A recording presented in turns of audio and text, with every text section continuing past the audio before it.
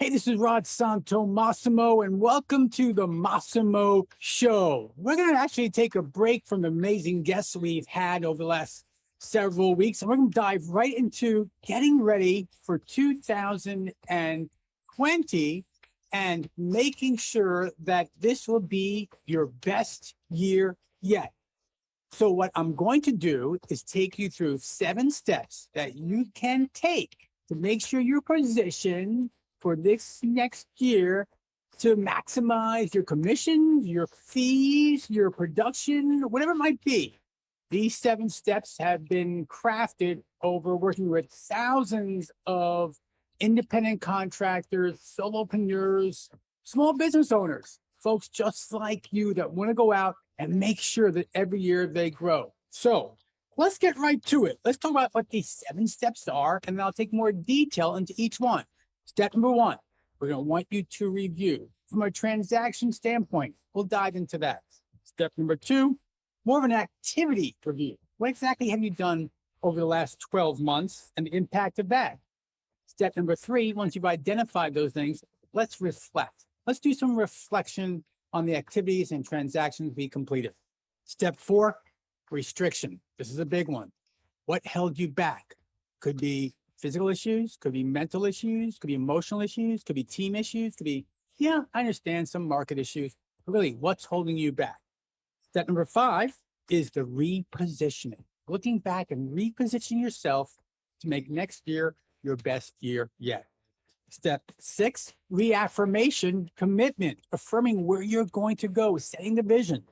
And finally, step number 7, the refinement. It's great to set a goal, but how do we set the steps, the action steps to achieve that goal? So these are the 7 steps we'll be exploring over the next several sessions of the Massimo Show. So get ready, get a pen and paper. Oh, and by the way, we're actually going to give you access to a workbook to help you through this process. And I'll get to that in a few minutes. So if you're getting ready to make 2020 your best year yet, let's take that next step and move forward. Hi, this is Santomassimo, and welcome to the Massimo Show. The objective of the Massimo Show is to share how you can maximize your personal, professional margin. That's right. Let's make more money in less time. Let's turn chaos into clarity, confusion into confidence, and income into real wealth. Along with sharing my insight on how I grew a multi-million-dollar professional business, we're going to bring you the expert advice from a variety of authors, consultants, and thought leaders who will provide the tools you need to maximize your own personal and professional margin. Welcome to the Massimo Show. Okay, welcome back to the Massimo Show. This is Santomassimo, and I'm going to share with you some key steps you need to do and break them down to let's get in a position to make next year your best year yet. And let's start with step number 1. That's the transaction review. So where do we start? Well, of course, we start with the past. We review what you've done financially, actual transactions you completed, and all the elements of those opportunities. And once we get there, we can identify where you are going. Ideally, by now, you have a robust pipeline tool that you can quickly refer to, or at the very least, some transactional historical list, right? Now, if your pipeline is correct, this would share with you the key variables of the key trends, the opportunities which you can leverage next year. For example, for each opportunity that you worked on and hopefully closed, let's find a couple of things. Let's put them into buckets, right? So maybe what was the service you provided? Was it a sale? Was it a lease? Was it a financing? Was it a certain transaction? What was it that you did, right, for that bucket, that transaction? And think about where the opportunity was located. You break down your clients and think of what markets you serve for each individual transaction. Now, if you just work in one market, that's fine. Maybe there are sub-markets within the market that you served. Of course, I love you to look back at not just last year, but all years and think about when you close transactions. If you can go back as far as 3 to 5 years, wow, you have so much information to help you understand what you can do and the opportunities of moving forward. Think about the source. Where did you get this opportunity? Was it a cold call, prospect call, maybe a web lead, maybe a physical piece, maybe the same client you worked with in the past, maybe a client referral, or maybe a company referral, or networking? Where did you get that opportunity? What was the total value of the opportunity? Think about that. You look at your transaction activity in its first step. Think about the value of that activity. Yeah, that may mean for you the fee, the earnings, the revenue, the commission, whatever it might be. How did you earn it? How much was it? That's key as well. Finally, think about the client's motivation behind the transaction. Why did they transact? Why did they transact? Don't just focus on the external issues, making more money, faster sale or a lease, or whatever you transacted, right? The service you provided. What was it they were trying to achieve? Think of the internal issues. Was there a motivation behind it? Was there a health issue, a divorce issue, a partnership issue? Was it they're just trying to gain something? What was it that allowed this transaction to happen? So think about all those when you review your transaction history. And from that, what we want to do is look at that and look at some trends that are going on, where buckets exist in your history transactionally that shows you opportunities of what's working. So for example, where were you having the most success? Maybe it was a certain market, a geography, or about location. Where are you finding the sources that you have the best opportunities? What sources are you not relying on? What sources are you not leveraging? That transactional history will share with you that. Also, what about the client? How many clients are you working with in those transactions? Are there client relationships that you've taken for granted? You haven't gone back and attempted to leverage? There's so much going on in your transactional history that this is a key place to start as far as setting up, right? To set up for the future. Yeah, let's take a look back, see where we've been, and go from there. So that's step one. Step one is transactional history. Congratulations. Let's move now to step two. And step two really is your activities, right? Your activities. So let's talk about your activities in itself. And more importantly, let's look at maybe your prospecting, your business development efforts. First of all, what was your financial goal for this year? And did you make that goal? And how much money did you take home? You know, there's something we should really care about. And that is, if you want to achieve something, what was the delta? It's amazing to me when I talk to clients and ask them how much they brought home. They say the words like about or around. You got to be kidding me, right? We should know how much money we are making or why we're working so hard. So understand those goals. Think about in terms of you to make sure you understand the financial ratios as far as activities you did that created the income or create the opportunity. Was a certain prospect calls that led to prospect conversations, to meetings that left to opportunities that left to closings. Do you know your ratios? Activities are so key. I want you to understand your ratios. Also think about your clients when it comes to prospecting. Think about your top 5 clients. Now, when I say top 5 clients, okay, so I have these top 5 clients that made me the most money. That's fine, but I really want you to define the top 5. Look at it in a different way. No, not what the top 5 really means as far as what they provide you, but really the greatest opportunities moving forward. Which clients have you worked with so far and those activities that will give you opportunities moving forward? Think about that as well. And let's look at the prospecting side. Specifically, understand that prospecting is the disciplined act of asking for business. So how did you do as far as asking for business? Did you track your prospecting calls or your prospecting letters or your prospecting meetings? Depending on the service you're providing, you're prospecting in different ways. Again, prospecting is not presence. It's not marketing. It's actually asking for the business. Did you even send out prospecting letters? You should have a track, an accounting of all these activities. Do you? If not, in the next year, let's make a commitment to start tracking your activities. Of course, what you do on activities will share with you what issues, opportunities, challenges, problems we have. And without keeping score, you never know if you're winning or not. Don't depend just on your gut. Now, the second part of activities in step 2, of course, is your personal marketing efforts, right?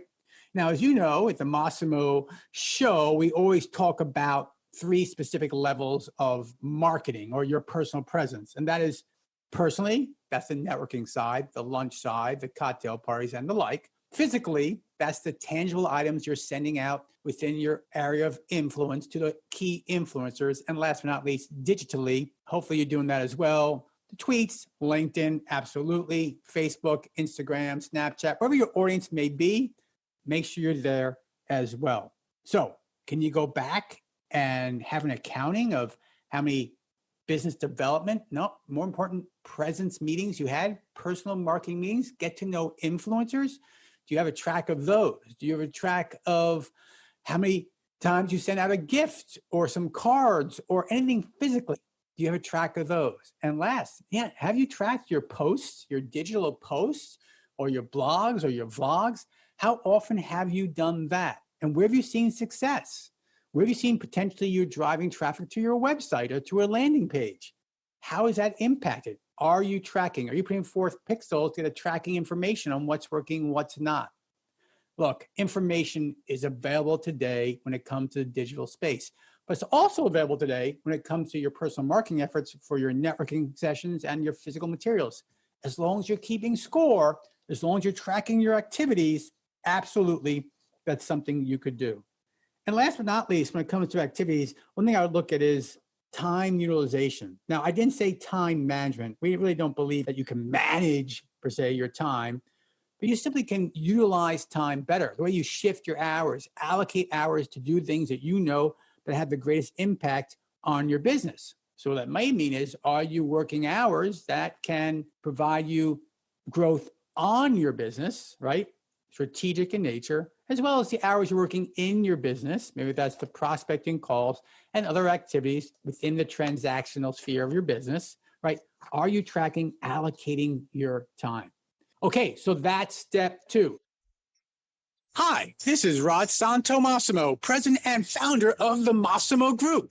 And did you know that for over the past 11 plus years, we've worked with thousands of independent contractors, solopreneurs, and small business owners just like you in repositioning their and/or their team's efforts so they can build the personal, professional practice they've always dreamed of.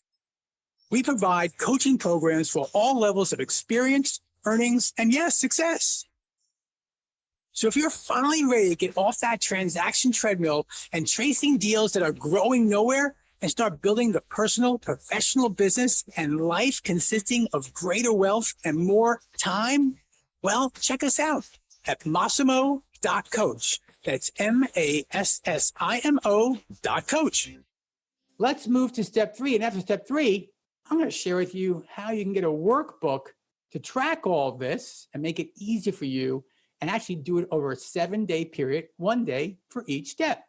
Step 3. Well, now that we've looked at your transactions, right, and we've looked at your activities around those transactions, it's time to reflect. Yeah, we got to reflect.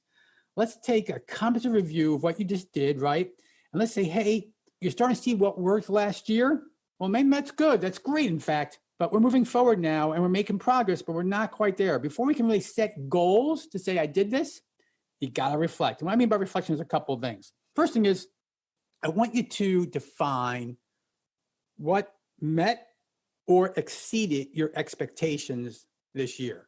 Let me understand that. What met and or exceeded your expectations this year. Now, don't go negative on me here. This is not the point to go negative. This is all positive. Maybe you utilized your time in a specific way and you really felt good about that, or your prospecting efforts were key, or you built your team. I want you to think about what you did. Perhaps you invested in yourself in some course or training or coaching. That can be positive, what met or exceeded expectation. There's no limits here. Just make sure. What I ask you is, I want you to write down 5 items of what either met or exceeded your expectations. The second point of this is, now let's get some reflection on what didn't work out, right? What did not meet or exceed your expectations. Now, do not focus on the why. Don't focus on the why yet, why it didn't work. Just look at it more from an opportunity growth standpoint, right? We don't believe in negative opportunities. We just need to adjust. They're learning opportunities. Every failure is a chance to learn.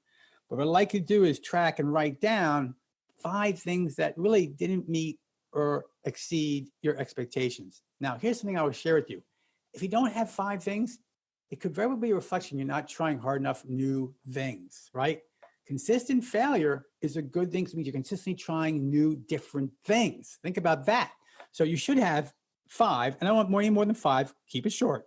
5 things. Okay. The third step is that I want you to let us know what were your 3 most productive activities. Think about what you did every day and where you were truly most productive in the activities you performed. Then when you list 3 things that you can say without a doubt, if I continue to do these 3 things, it will continue to grow my business and propel myself forward. Now, for example, where was your time best utilized? Where do you spend time where you were just in the zone? Or maybe there are times that you were doing things that maybe you didn't like to do, but they were very productive for you. Maybe it's prospecting calls, for example. And the fourth part of this third step, of course, is where were you least productive? What were your least productive activities? And yeah, I'm looking for 3. So think the opposite now. This is where you tend to say, yep, I know what I'm doing right now is unproductive. Great, I love it. Just identify it. But again, just keep it down to 3. Don't go negative here in a big way. Keep it down to 3, okay? So that's the reflection, 4 parts of reflection, right? First we did transactions, then we did activities, and now we're doing some reflection. But before I move forward, wouldn't this be a lot easier if you had a workbook to work you through each step every day? Well, in fact, we created a workbook just for this purpose.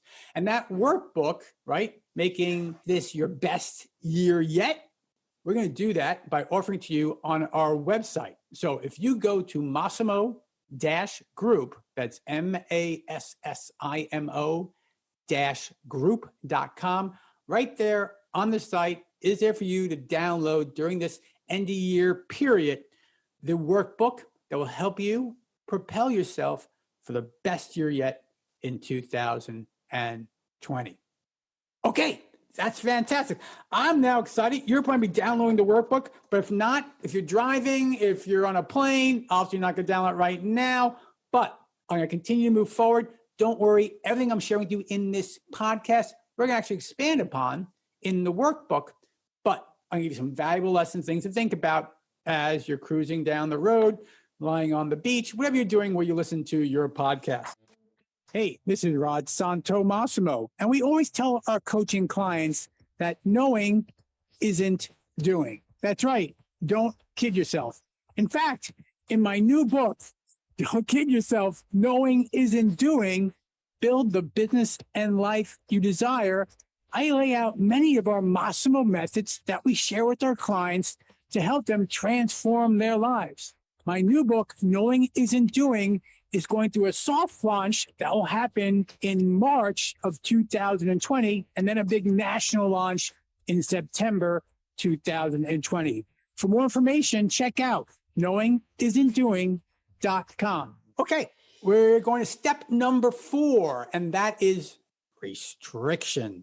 Restriction. What do I mean by restriction? Well, restriction sounds pretty negative, doesn't it? There are certainly things that held you back this year. And you know there are things that held you back.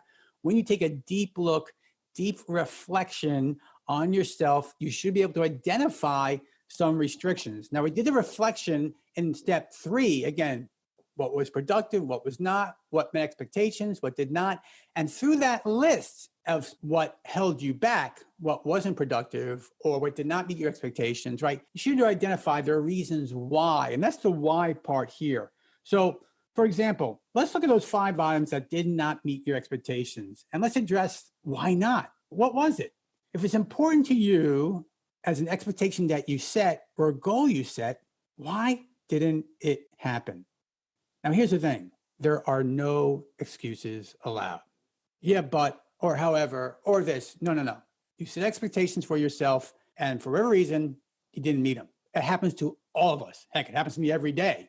But I want you to get out of the excuse mode and get to more of the learning mode so we can go on from there. So let's take an example. Let's say that you set an expectation to have 10 closed transactions of a certain type over a certain period. And instead, you only had 6, right? And you can say, well, maybe it was our marketing department. They didn't pull through. And maybe that marketing department is you, right? Maybe they didn't produce the materials for you on time. But again, for a lot of you, you're solopreneurs.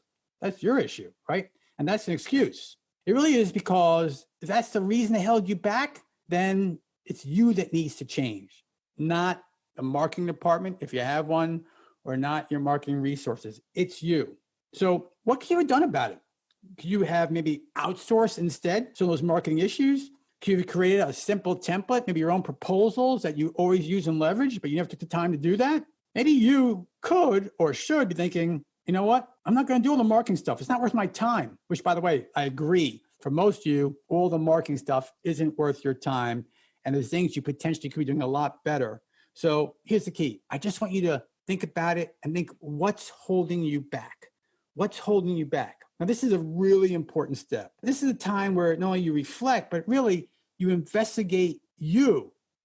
Understanding why things didn't happen the way you expected, recognizing what you did internally to make it not happen.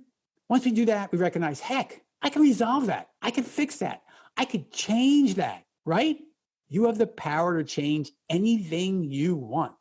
You have the power to become the person you want to become. That's what we're really talking about here. So when you go back, look at steps 1, 2, and 3, this is time to really understand what's holding you back, right? So here are a few questions that may assist you in identifying the why. And again, I want you to be honest. I don't make any excuses. So here's things that may help you out. So why didn't you earn the amount of money that you target, the amount of income, fees, revenue? Why? Why didn't you meet your key prospecting targets that you planned on? Why? Why didn't you ask or be asked for more opportunities? Why didn't the market ask you to do more RFPs or more solicitations? Why? Could it potentially be because you're not knowing the market as well as you want to be? Okay. Why didn't you work more than 40 hours a week? Now, for some of you, that's not a problem. And again, we're talking about maximizing your income and maximizing your personal margin, your time, right? So more money, less time. So if you've reached the point where you're working less than 40 hours a week, some of you I know working 20 hours a week and making over $1 million plus. That is awesome. If you're happy, you're satisfied, fantastic. Others of you are making less than $100,000 and you're working 30 hours a week and asking, I don't understand why. Yes, I know we want to get to the point where your margin is maximized, but for some of you, it's time to really say, am I giving it my all to get to that point where I can, in fact, maximize my margin? You know, did you allocate the time in your calendars for all things you know you need to do, whether it be the prospecting calls or creating the marketing campaigns or find that new CRM? Maybe you need to read some books or build your team, et cetera, et cetera, et cetera. Yeah, I want you to be a little critical about yourself right now. It's not a bad thing. Constructive criticism, don't hurt yourself here. Don't blame yourself. That's what we're talking about here. We're talking about constructive criticism helps us all grow. I love constructive criticism. There's some value, obviously, to what folks are telling me. Let's help apply that to myself or to our company. Let's help ourselves grow. Okay, well, that's a lot. Think about it. Review, transactional review, activity review, and of course, reflection. Reflect on what worked, what didn't, what met expectations, what did not. And finally, what held you back? What held you back? That's a lot of work to do. So much work, in fact.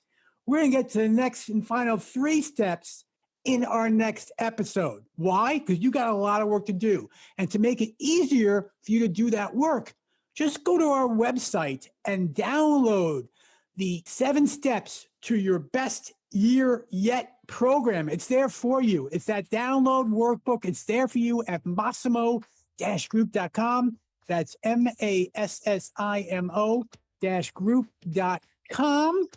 And I promise you that in our next episode, we'll get to those final key 3 steps to ensure that next year will be your best year yet. Well, until next time, this is Rod Santomassimo with the Massimo Group. And I greatly appreciate you engaging in this session. And yeah, don't forget, share with your friends, share with your colleagues. Sharing could be the greatest gift of all. I look forward to talking to you all next time as we explore those final 3 steps to your best year yet. Hi, this is Rod Santomassimo, president and founder of the Massimo Group. And did you know that for over the past 11 plus years, we've worked with thousands of independent contractors, solopreneurs, and small business owners just like you in repositioning their and/or their team's efforts so they can build the personal, professional practice they've always dreamed of. we provide coaching programs for all levels of experience, earnings, and yes, success. So if you're finally ready to get off that transaction treadmill and chasing deals that are growing nowhere and start building the personal, professional business and life consisting of greater wealth and more time, well, check us out at Massimo.coach. That's Massimo.coach.